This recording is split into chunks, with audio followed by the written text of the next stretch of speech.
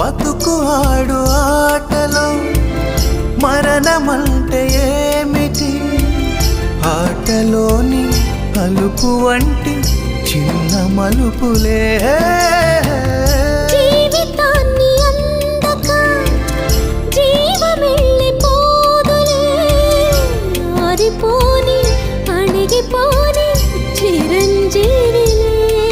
తల నిండుగా శీర్సులే, ఇక నిండుగా ఆశలే.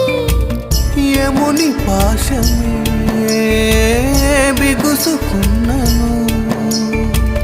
మరణమన్నది మరల జననమే. నిండు నూరేళ్ల సావాసం స్వర్గమయ్యింది వనవాసం.